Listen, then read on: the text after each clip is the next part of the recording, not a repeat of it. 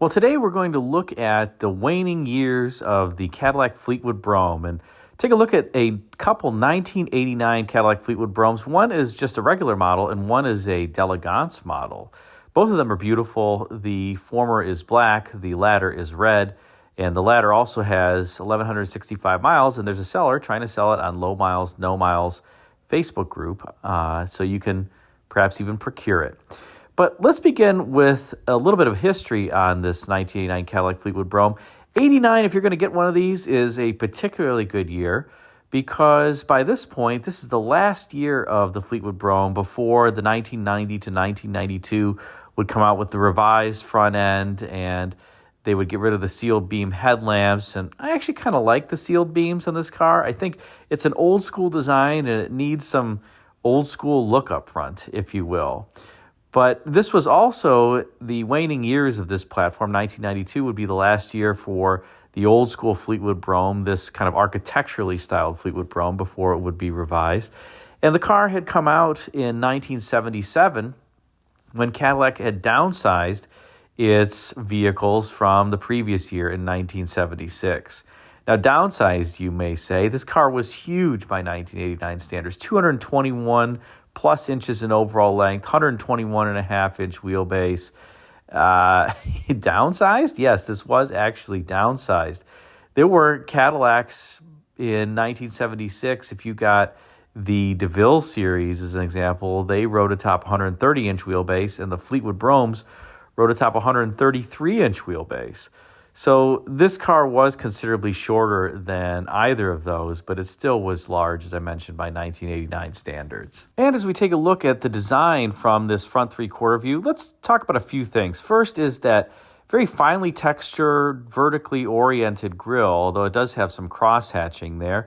Has a lot of dimension. I am surprised, though, that this passed the engineering test for cooling in terms of the airflow through the radiator. I'm surprised that this didn't restrict the airflow considerably. And on these Cadillacs, the automatic climate control ran the air conditioning almost all the time unless the temperature was cold outside.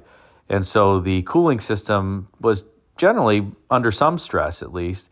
But I guess it was fine. It was a large enough opening that it didn't much matter. And up front, you certainly have a very old school Cadillac design with that so-called power dome hood, though on this Fleetwood Brougham, the shoulders of that power dome hood are pulled out more towards the outer edges of the car versus some other Cadillacs like the 67 Eldorado, one of the earlier cars to have this power dome hood. And that makes the top surface of the hood look flatter and perhaps make the car look a little bit wider to have that portion of the hood really be quite wide up front. And it gives the car, I think, a little bit more look of width, consequently. You also have the Cadillac-style squircle wheel arches, which were a typical Cadillac trait that was on almost all the Cadillacs of this era except for the Sevilles. And you notice at the rear, there's no more skirted rear wheel here. It's kind of a semi-skirted rear wheel. There's not an actual fender skirt, but the wheel is somewhat covered. And not sure if that was just a cost savings move or what really drove that originally. Perhaps designers just thought it looked better, but it did save 2 parts per car, at least, the fender skirts on either side. Now, as we rotate to the side, we'll take a look at some other styling cues on this vehicle because I think they're interesting, particularly for a General Motors vehicle. First, you can see that semi-skirted rear wheel that I was talking about. It's not fully covered, but it is somewhat covered. The wheel arch is lower there than it is on the front. But take a look at the fender profile of this 89 Fleetwood Brougham, and you'll notice that it's almost perfectly flat, and that is uncharacteristic, I would say, of GM vehicles of this era or before. Having that flat fender profile was more characteristic of Fords. Now, notice out back that the quarter panel does slope downward from the point at which it intersects the backlight. And that is more in keeping with GM and having these tapered rear ends that Bill Mitchell, the styling vice president of GM through the 1977 calendar year, really loved. Fords, you'd almost have the flat front fender and you'd have the flat quarter panel, just like the Lincolns of the late 1970s. Now, why might this car have this kind of profile? Well, recall that this car came out in 1977 and was redesigned for the 1980 model year. And when it was first introduced in 1977 and 78, recall that Lincoln had not downsized their full-size vehicles. And Cadillac dealers and buyers were actually complaining that the cars, as they were introduced in those early model years, 1977, 8, and 9, looked small. They looked too small. And remember that these vehicles were selling against the Lincolns, like the big old Continental Town Car, etc., that were even bigger, 127 plus inch wheelbase versus the 121 and a half inch wheelbase here. And so the styling cues that you see on this Fleetwood Brougham were designed to actually make it look a bit longer than it was intended as it was originally introduced. And as a result, when the car was redesigned for 1980, it got a more vertical backlight, which made the quarter panel visually look longer because the backlight now was taking up less of that space on the deck lid. So it made the quarter panel look longer, and it almost has this symmetrical look in terms of being a three-box design. You notice that this car is a very typical three-box design with the front or the hood area, the midsection or the passenger compartment, and then the trunk. And the hood and the trunk almost appear to be of equal length, although this car does have decent dash-to-axle proportions in the front. The front wheels are set quite far away from the A-pillars.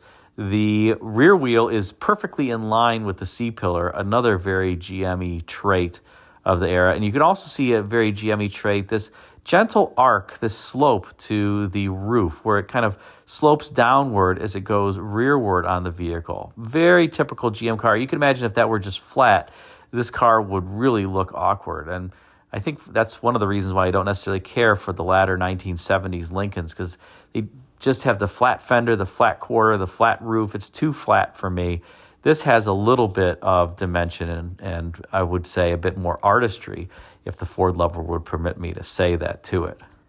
Now, as we rotate to the rear three-quarter view, you can see that gentle sloping arc to the roof that I was mentioning before. You also notice that the backlight here is very small and Frenched in. It's got this covering that makes the window itself smaller, but the designers also had the deck lid raised up so that it would pinch that rear window, and then it would give you this tapered look as it came down to the end of the vehicle at the very rear of it. That small backlight kind of gives it a limousine look, especially when you couple that with a very vertical C-pillar. Now, aside from that, the overall detailing and surfacing on this car is pretty gosh darn simple, especially for a Cadillac. The body sides here don't have a lot of ins and outs and complicated surfacing. It kind of tucks under near the rockers. It has a little bit of tumble home to the body sides. But especially imagine taking that body side molding off here. The side profile is really kind of standard. There's not all that much exciting. It's just very simple and architectural. Now you get out back and you have the very typical Cadillac perfectly vertical tail lamps that was a must-have for Cadillacs during this era. And you have, again, a very simple deck lid, something that doesn't have a lot of creases to it. Just it's kind of there. It does have that taper, as I mentioned, but a very simply surfaced car overall, again, especially for Cadillac, and especially when you compare it to Cadillacs of previous years. I'll put in the corner here a snapshot of a 67 Eldorado rear three-quarter. You can see what I mean. A lot more complicated surfacing and creases on that car. But I wonder if designers felt that because this car was getting smaller, that they had less real estate to work with, and they wanted to just make it look simpler. And that sounds very silly to say on a car that's this big, but remember, it was smaller than what preceded it. And here's a brief view of a 89 Fleetwood Brougham d'Elegance, the upper end trim, that's for sale on Low Miles, No Miles, the Facebook marketplace or the Facebook group. And you can see there's a couple, different features here. The main one that differentiates the d'Elegance, aside from the script that says d'Elegance on the car, is that you got an extra padded vinyl section, that kind of rear quarter glass there on the rear door that wasn't padded on the non-d'Elegance models. And why they felt that was critical to have on the d'Elegance models, I do not know, but that is what they had indeed. And as we look at the dead-on rear view here of this particular vehicle, I will point out that the deck lid is rather simplistic compared to other Cadillacs of the past, but you do have a similar theme here. If you take a look at the 1970 DeVille that's in the inset, and you compare the deck lid and the quarter panel peak with this particular car, there are clearly similar themes. It's just that this 1989 Fleetwood Brougham has a more muted theme. The peak on the quarter isn't as tall. The peak on the shoulder and the deck lid isn't as tall either. But it's still there to some degree and present. So Cadillac did employ similar themes, but they just toned it down, I think, for a cleaner, crisper look. Now let's step inside and take a look at the interior of this 1989 Fleetwood Brougham. And you see pretty much the end of this style of design. Remember, this interior was largely designed in the mid-1970s and introduced in 1977. And this is old school Cadillac and obviously the waning years of it. Cadillac was going through a period during this time too where it wanted to put the wreath and crest, or the wreath, on everything. You can see it there stitched into the leather on the seat backs. These are aftermarket floor mats, but the factory floor mats also had the wreath and crest on them. Even the backs of the front seats had a wreath and crest. And of course, you've got the steering wheel, and it just appears all over the place. They wanted you to understand that you had procured a Cadillac. Now, look at that door panel, for instance, and we'll look at this in more detail in a second. But you have the fake wood there, the fake wood that adorns the dash, and I guess environmentalists would be happy because no forests were cut down for these cars. These are just plastic forests. And I have to say that I do think it looks not too bad. The wood grain, or the fake wood grain here, is relatively attractive and in keeping with the design theme of this vehicle. And here, by the way, is that door panel with that old school casket handle door pull, something you just don't see anymore. I always thought that that was a cool feature, that it would kind of swing out as you pulled it to close the door. And you have the old school Cadillac window switches, power seat switch, and the little remote control for the mirror at the front of the door panel. Tasteful, simple, and certainly old school, again, with that Cadillac crest there adorning the door panel, because you have to be reminded on your way out that you did procure a Cadillac. Here's a dead-on view of the dash, and you can see the fake wood all over the place. Even look at it there on the headlamp switch, because I can't believe they adorned that with fake wood, including the radio knobs too. So they really wanted to emphasize the fake wood. Now, by this point, you had digital climate control that you see there beneath the radio. You have the remote control for the passenger side mirror to the left of the climate control panel. And the bottom right thing there next to the climate control is just blank. That at one point was a mile per gallon sentinel for the cars with electronic fuel injection. By this point, there was no fuel injected engine available in the Fleetwood Broughams. This one and most all of them were powered by the Oldsmobile 307 cubic inch 5-liter V8 that made 140 horsepower and 255 pound-feet of torque. But in the days where these were powered by the 4.1-liter V8 or the Cadillac 368 cubic inch V8, then there was a digital readout there that would show you your instant and average miles per gallon and range on your gas tank, but not with the carbureted cars like this one or the diesel. This car also has the optional auto-dimming rear view mirror.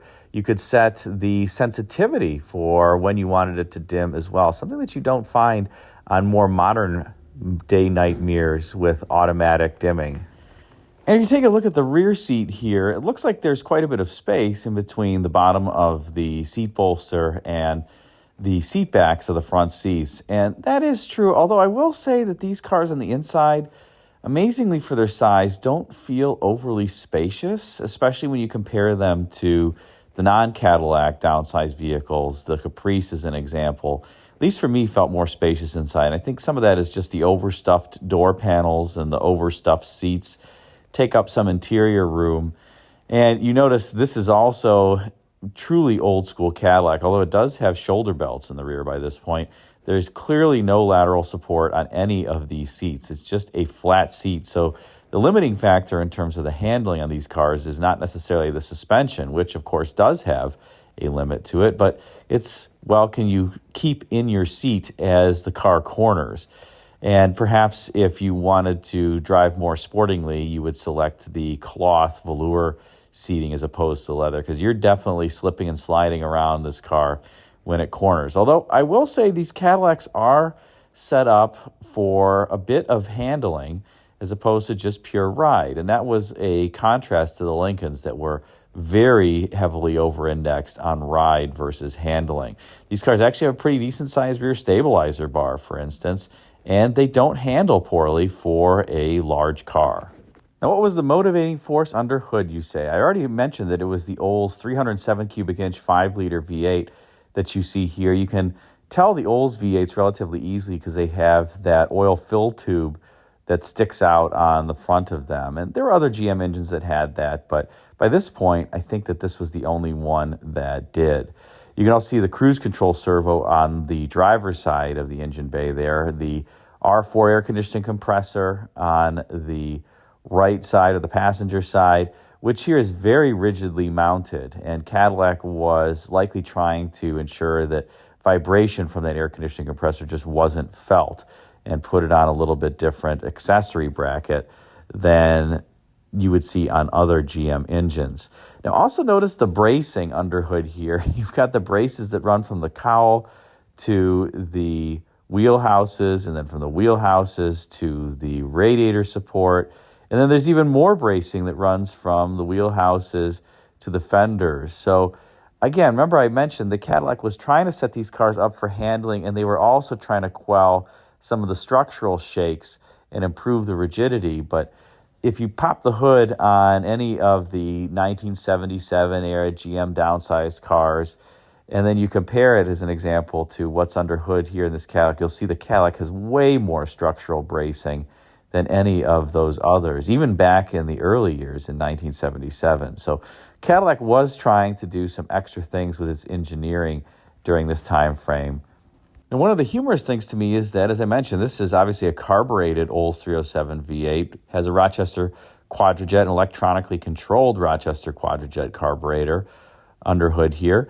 And this car, well, has a carburetor by this point, but in previous years, for example, in the early 80s and mid-80s, there was actually fuel injection under hood in these Cadillacs. So they went backward. They went from fuel injection to carburation. And if you got a front-wheel drive Cadillac at this point, you would get Cadillac's throttle body injected 4.5-liter V8. But if you got the Fleetwood Brougham, you got this antediluvian 5-liter Olds 307 carburetor V8, which I will say was very, very smooth.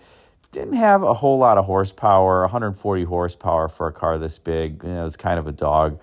It had decent torque. I wouldn't call it overly torquey. And for that reason, I know these cars are becoming relatively popular the lattermost years of the Fleetwood Broughams.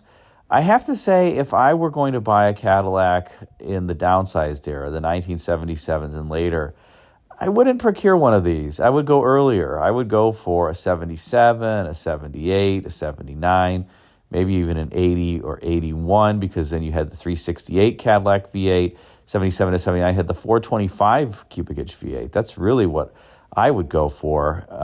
The 425 in these cars is really delightful. It's super smooth. It's reliable. It's got plenty of oomph. Certainly a lot more than the 307. And I would say the same with the Cadillac 368 cubic inch engine. It's a noticeable difference in the 307. Now, strangely, the last years of the Fleetwood Brougham are the most expensive if you want to get one of these. You're going to pay pretty good coin now if you want one in mint condition. But you can find a mint condition 77, 879 for a lot cheaper. Probably even, to be honest, close to half price. Maybe a third off of the price to half off of the price of one of these later model Fleetwood Broughams. And, you know, for my money, I would go for the earlier ones. I just think that you really want the 425 cubic inch V8 under hood, the turbo hydromatic 400 transmission. Yes, it's only a 3-speed compared to the 200 4R. That's a 4-speed that's under hood here, but the turbo hydromatic 400 just can't be beat. And you're probably not driving these cars for fuel economy.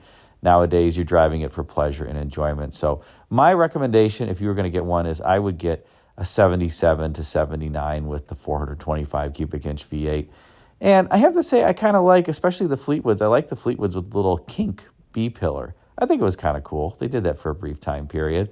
And so that's my opinion. Let me know what you think. Which one would you rather get? Put a comment in the comment section. Thanks again for watching.